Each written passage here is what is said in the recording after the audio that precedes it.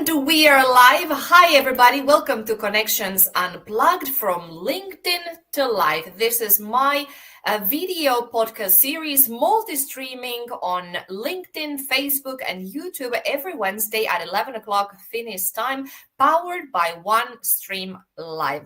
Connections Unplugged has been on my mind for a long time. I was thinking that I have such a great network of professionals on LinkedIn, about 6,000 people that I've either met in real life or somehow we encounter on the virtual digital world.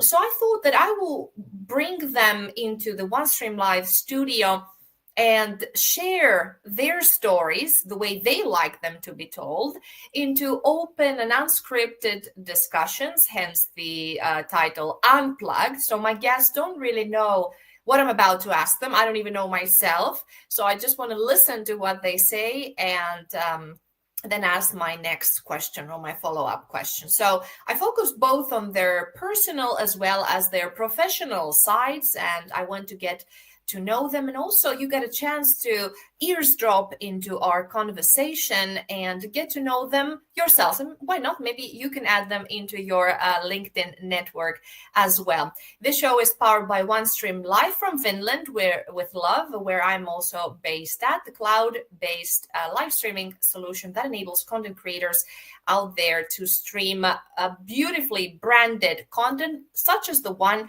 I'm hosting now. In today's episode, I have the great pleasure, and I'll add him here into the studio, my fellow colleague, Steven Healey. Hi, Steven. Hello, Krisa, and hello, everybody. It's good to be here, and I'm looking forward to the questions. I've no idea what's going to happen, which is probably about right. Steven is my fellow colleague at OneStream Live. He is a brand ambassador and OneStream Live partner. He's been there before me. He is a live stream pro. We share the passion for live streaming. I've done personally a lot of radio hosting, 10 years of radio hosting. And then the past 3 years, I started doing podcasting and live streaming. But Steven will tell and share his story, what makes him a live stream pro and veteran, if you like. He's very active in a variety of platforms. So, Steven, you are a veteran, I would say, or a professional nonetheless, live streamer. What led you into that? Did you have a background in media, in broadcasting? What was your educational background or your work experience that led you into this world? I came into broadcasting by accident. I am still an accountant. I basically worked in chartered accountants in England, was almost certified, and used to go around actually auditing people's books, checking people's books. Then I discovered computers, and this was when computers first arrived with the Apple IIe and the Commodore PET. And I taught myself how to program. That gave rise to a software house. I'm still a computer programmer. So those were the first two jobs. First one was accountancy. Second one was computer programming. And then the current profession, if you like, is live broadcasting. I was very fortunate to be a guest on a show by a gentleman called Phil Aston. Phil's down in Cornwall. He is a he's well known in the recording industry as music. He's well known in the website industry. And he got to the last 5 minutes of his show and said, does anybody want to join me? And before I knew it, I was actually on a live broadcast. I thoroughly enjoyed it. I was bitten by the live video bug straight away. And I decided that I would start my own show. And 10 years ago, that's how it all began. And then we got to Facebook Live, and Facebook Live is when things really came together. And I ran a show for 10 years, which was called Blabbing for Britain. And we broadcast 550 episodes. And we used to talk about the UK news every week. Along the way, I basically, when Facebook Live began, it was just one person on screen. And what we're all looking forward to, Bob, Tomlin and I, and everybody was having two people on screen, like Creaser and I are today, side by side, able to talk to each other, and that came to fruition with BeLive TV, and BeLive were the first software house to actually push into live broadcasting, and they're still present today. That's the long answer to your question, Creaser. Stephen, for the people that would like to connect with you, I notice here you have only your first name. Show us, please, because you're an expert on OneStream Live Studio. How can you edit your name? Put your full name there from the three dots there in the background. Are you able to? No, I can't. It can't be edited from here. I'm going to settings. Let's just try. Okay, and I've got my audio, I've got my camera, and I've got effects. I can't actually change my name. Okay. Do you see the three dots there in the backstage of your name, next to? No. Click on them. Okay, maybe because we started this broadcast. But Steven Healey, if you want to reach out to Steven, I can write his name below in the ticker. But Steven, you gave the long, quite comprehensive answer. But here I have something I would like to show also, because you touched upon this platforms people are not so familiar with. Perhaps would you like to share a little bit? What do we see here? This is live video production 2025, which I'm setting up at the moment. Mark, the team and I have been broadcasting together for the last 6 years, and 2 or 3 times a year, we actually review the systems that everybody can use to broadcast live. And that's OneStream Live, BeLive, StreamYard, and Ecamm. And it's a team of friends, and we get on famously. We enjoy broadcasting together. We have fun when we do it. And basically, we've all got our own favorite systems. Now, of course, Joe and I would say OneStream Live. Marco would say StreamYard. Brichetti would say StreamYard. And Grant and Nick would say BeLive. And we discuss the current feature set of each of the systems so that we do it over a course of 5 days, Monday through Friday, different system every day, different show producer every day. And basically, people can ask questions whilst we're live about the system. We show the system at its strength. So one of the broadcasts will be on OneStream, one will be on BeLive, and one will be StreamYard and Ecamm. And basically, it's to let people know the systems that are available. You told us about the background and what brought you into this live streaming world years ago. Was there this kind of magic? What was exactly that sold it for you? Did you feel, was it so that you had some message to share, or did you fell in love? Because obviously the technology is very close to your heart, right, from your background. But what other boxes live streaming tick for you so that you can really focus passionately on it? I think that the biggest one is connection, making friends around the world. I've been very fortunate to meet hundreds of people and who are part of my circle, and it's just the best way to actually connect, because you can connect with old friends, you can connect with new people, you can make new connections, and basically all we're doing on live video is to tell our stories. And you tell a story and people ask you questions about it and give their own views on things. This is a great platform for exchanging views. We don't talk about religion. We don't talk about politics. So anything outside those two is something that we can actually on and get to know people. It's just the excitement of being live.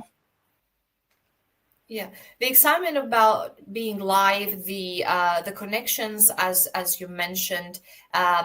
What is the legacy that you want to leave behind? You have a very big digital footprint. If somebody Googles you, right, as Steve Healey, you're very active in a variety of platforms we've just seen.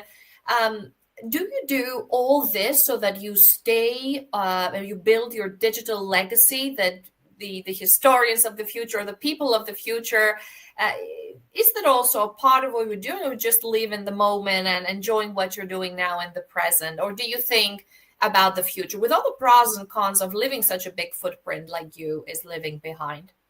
We do try and make an impression. And my legacy is my students. I've taught people around the world how to broadcast live over the years, and fortunately, everybody speaks well of me. I've got Udemy courses where I've got 18,000 students on Udemy, and I've taught people the best way to go live. So basically, the sort of epithet which is used is that I'm the grandfather of live streaming and godfather. Sorry, gave the game away. I'm a grandfather, but I'm also the godfather of live streaming, and that's basically because with friends, I've actually taught so many people to live broadcast, because in the beginning of this, nobody knew anything.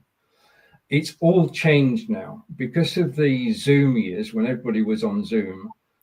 There aren't as many people who are camera shy, and most people know how to get an external camera and microphone working and to actually go on Zoom and live broadcast. But live broadcasting is totally different. My friend Brigetti, who's in Cape Town, South Africa, who was on the picture earlier, basically says that there is a vast difference between being on a Zoom call and broadcasting live, because broadcasting live, you've got a canvas to paint, you tell your stories, you involve people, and it's you on camera. And it's like an artist on stage. We'd all love to be rock stars. I can't be a rock star, but I can be a presence on live video.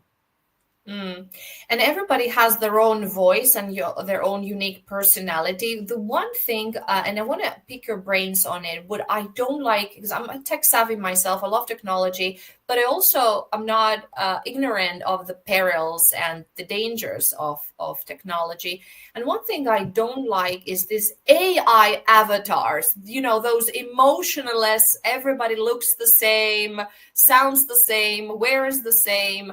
Because I believe that live streaming is powerful because, from a very human-centric way, we are all humans. We all have a story to say, a face, a unique face, and a unique story. So with this, I believe that everybody should be their own TV, their own show. I believe everybody should have their own podcast, their own live stream. They should be a production company of their own. And I think with the use of technology, we can enable this today. What are your thoughts about this? And from giving voice to the people, but also the perils of technology and AI?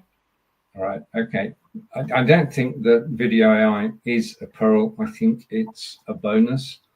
There is no substitute for appearing live on camera and talking and chatting with people. That is the best.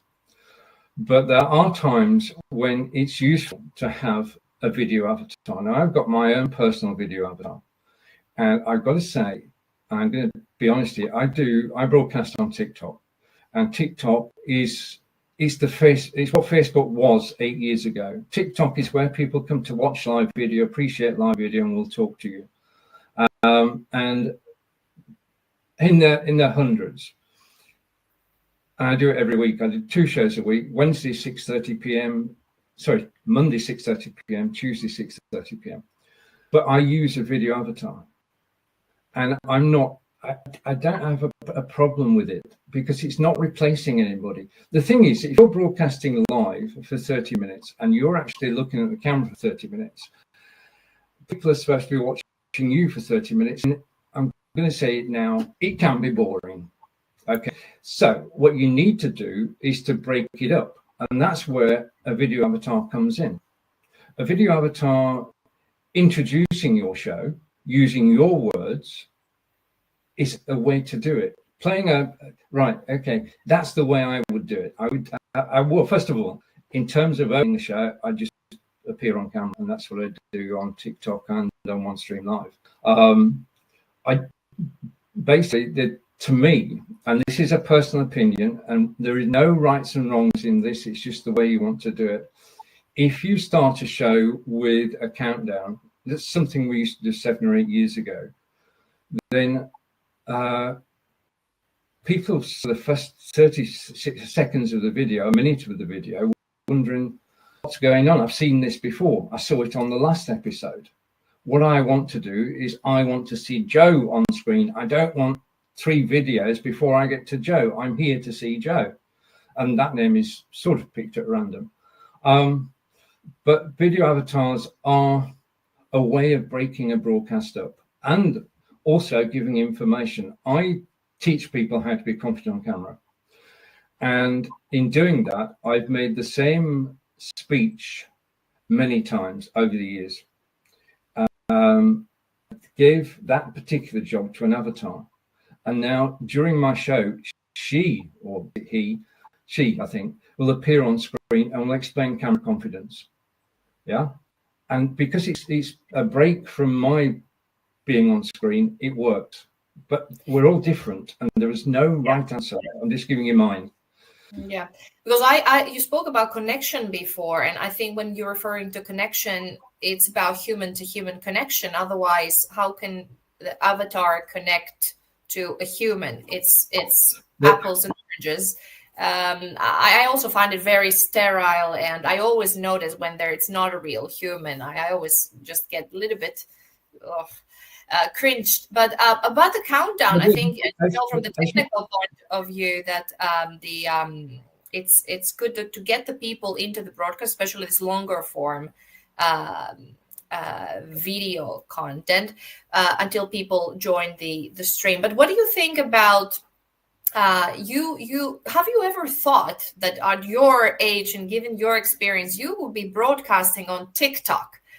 Did it come naturally to you, or did you also feel that is it really TikTok a platform where I should be, or is it yes, of course I should be there? What was, because I don't let's say it this way, I don't love TikTok necessarily.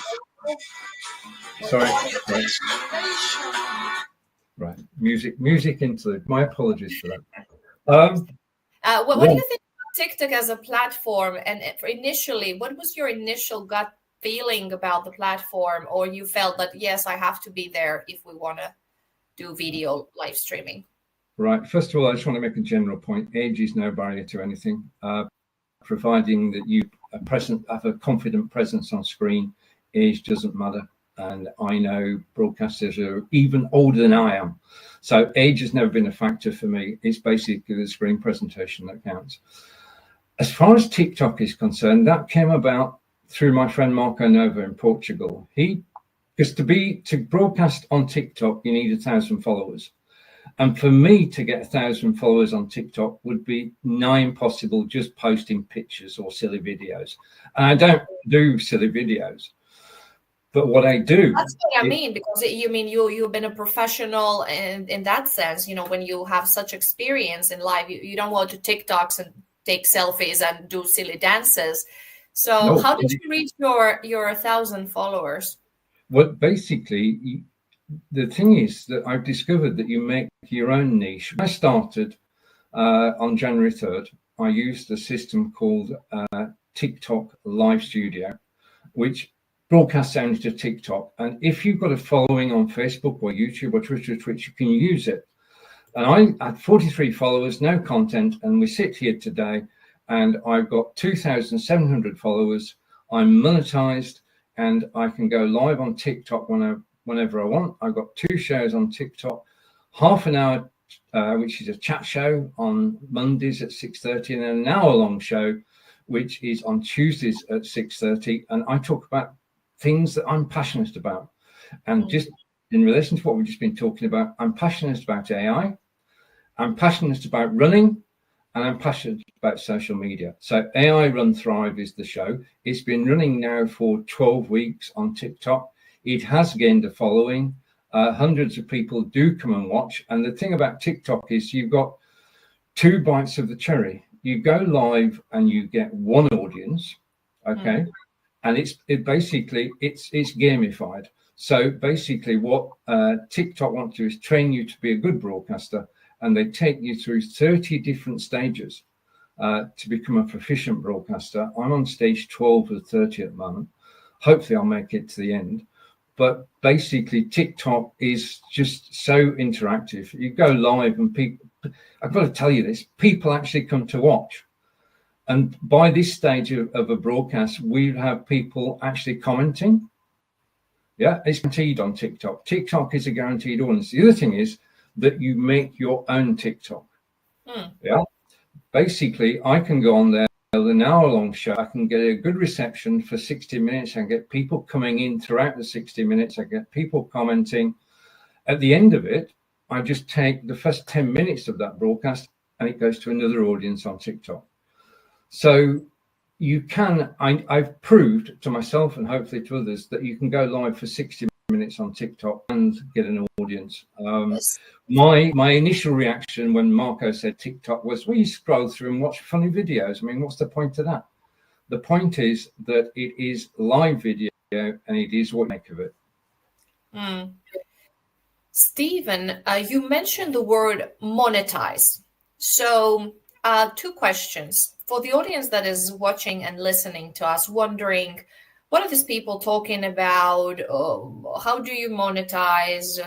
Is it a job? Do you spend time? How much time? And so on. So let me clarify also for the viewers, everybody tuning in and listening, wherever you're watching us from, Facebook, LinkedIn, or YouTube. So, Steven, is live streaming your full-time job, or do you have still some accounting job and gigs at the background? So how much time, first of all, you spend on live streaming daily on a typical day or in a week, if you like? And then do you earn a living doing so? You said the word monetize, you monetize your TikTok presence. So what does it mean in practice?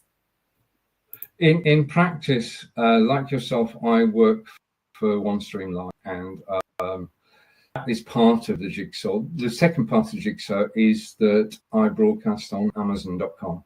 Amazon.com is the world's third largest website, and as an independent broadcaster, I broadcast on Amazon.com, and I can earn affiliate income from my broadcasts. I broadcast every week. Broadcast, and it's quite possibly the most pleasant experience because you're actually marketing through telling stories, and that works for me because I enjoy storytelling. So I'll tell a story about a particular camera or a microphone or a Garmin watch, and basically people click, and once they've clicked, they attract a cookie. The thing they buy in the following 24 hours, you get commission on. So that's one model. The second model is the TikTok model, which I'm just beginning to explore. TikTok has a shop. It's not as big as the Amazon shop, but the thing about being live on TikTok and having an audience is you can attract a brand sponsor who will sponsor your broadcast. You can sell items from the TikTok shop. You can support independent music by having their backing tracks, but they're having music from independent artists as your backing track. So there are ways to actually earn money as a live broadcaster. And just to shout out, if you are interested in being on this side of the camera, do get in touch. I've got a project which I'm working on at the moment. And if you think that you can do this, then let me know. And if you're in Finland, let me know. I'll happy to connect with you. So we are both. Tell us a little bit to the audience. Of course, you can work remotely and all over the world, but tell us a little bit where you're based at. And to my first question, so is it a full-time job for you, or do you still have another job on the side? Okay, I'll explain. I'll basically say that I'm 72, and I do this because I just enjoy it. I don't have a responsibility. I just enjoy it. I just do it. I can do it. I have the freedom to do this.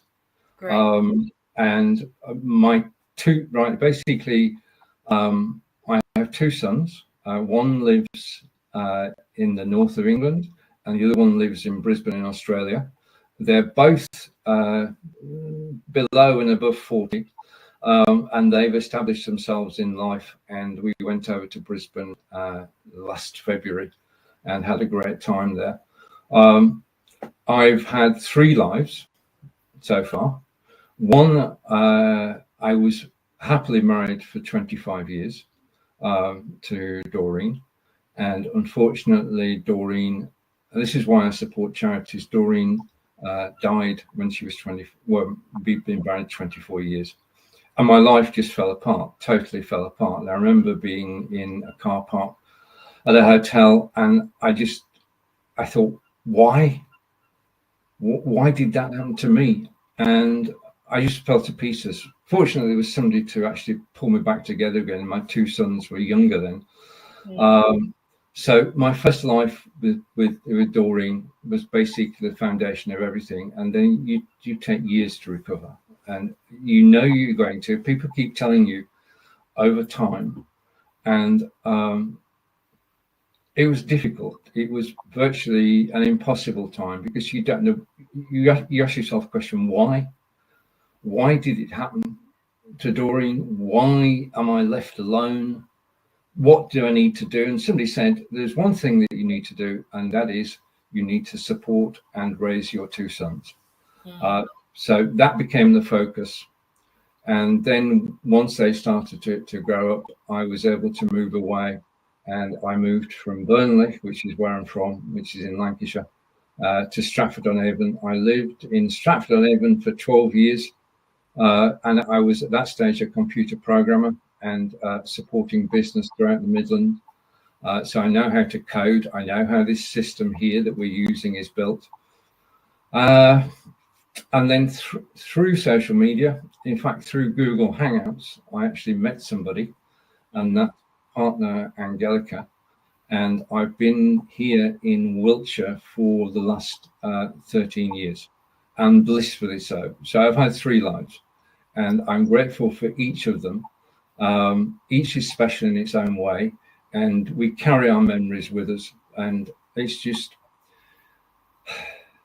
life has ups and downs.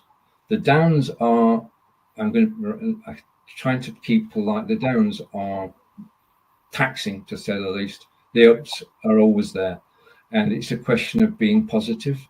Found over the year, I was described by Andreas, who lives in Stuttgart, Andreas Vida, and he said, you are 2 things. One is an eternal optimist, and the second is you're a helper. Now, what he meant by that is that I enjoy helping people. That's carried me through to where I am today, where I can actually enjoy the freedom to do basically what I want, when I want, and stay fit. Staying fit is important to me. It's been part of the last 13 years of staying fit. And basically, Angelica and I really enjoy exercise. We enjoy doing a park run on Saturday. We enjoy going out for walks. We enjoy the local countryside. We're fortunate to be here. And we have both applied. Last year, Angelica applied to run in the London Marathon.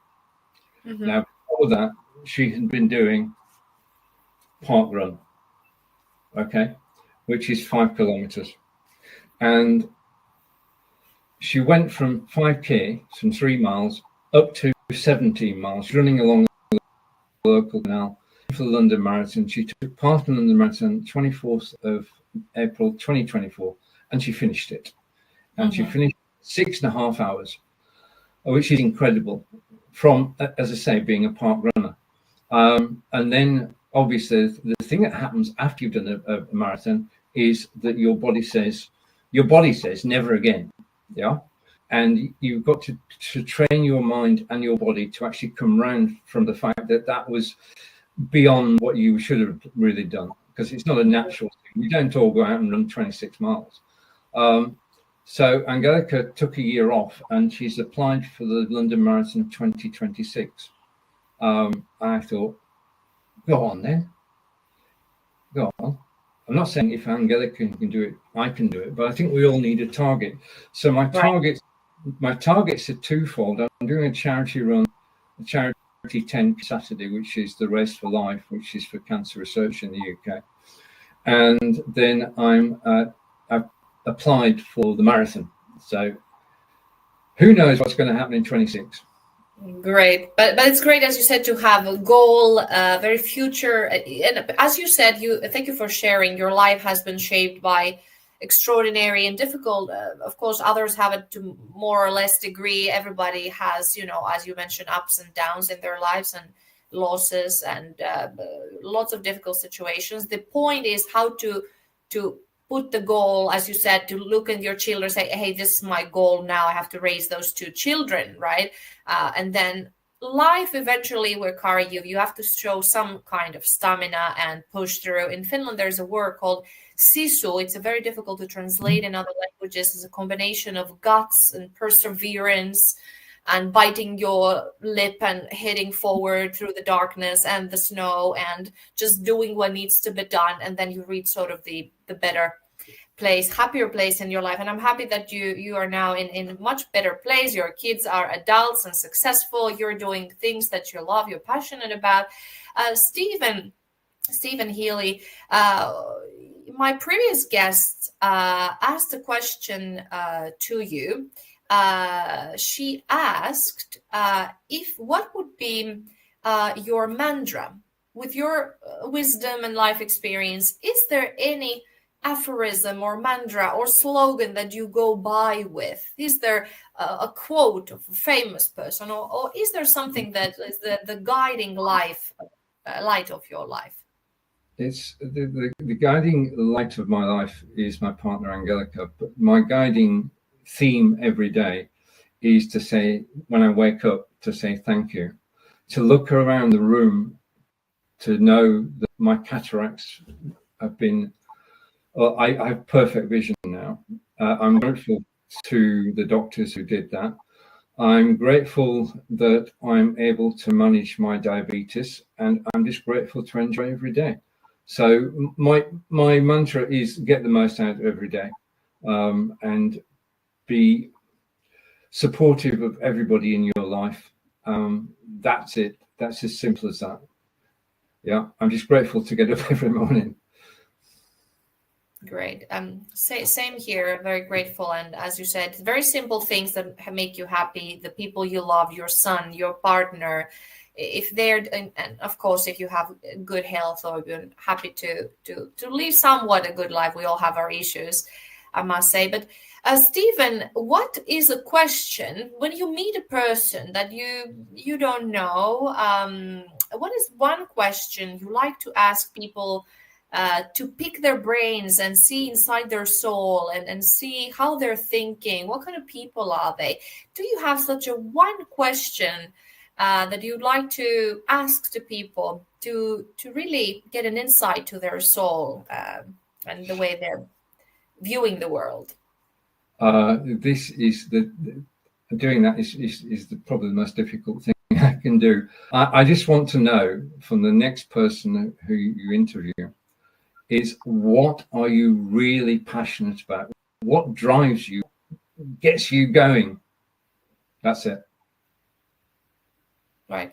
So what gets you going? So thank you so much, Steven Healey, live stream pro, the godfather, at least from the UK perspective. I don't know if there have been in other countries, other forerunners. Steve, a man who loves technology, loves to be both behind the camera and in front of the camera, loves to run a marathon, loves charity work, loves Angelica.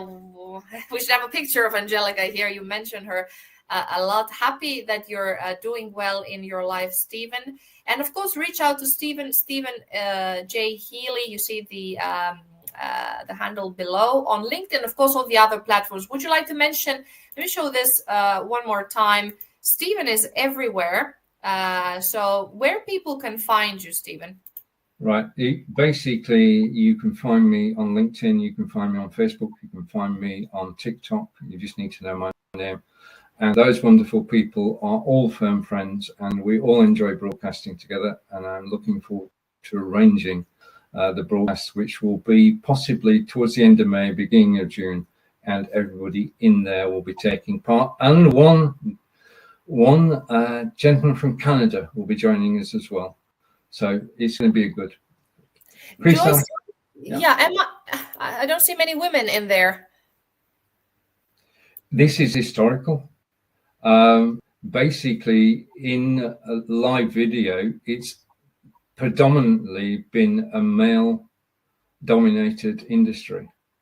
There are a lot of wonderful, talented ladies broadcasting, But in the beginning, when the technology was new, when Facebook began, the number of ladies actually wanting to take part was lower than the number of men who wanted to be on camera. I think that's historically it.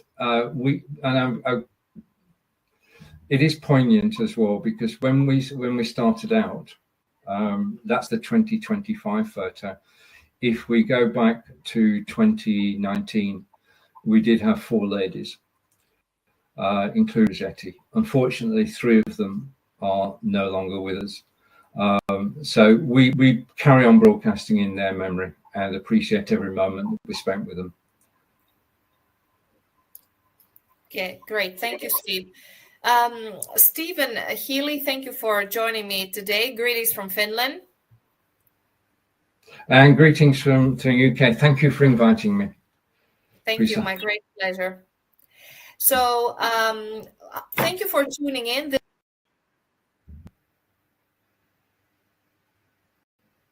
One guest from my LinkedIn network to you through some 30 plus. Now we covered 37 minutes here with Steve, and lots of things to talk about. I get a chance to interview my LinkedIn connections and bring our discussions to you. You can eavesdrop to our conversation, and feel free to write your insights into the comments. Thank you for tuning in, and I will see you next time. Bye.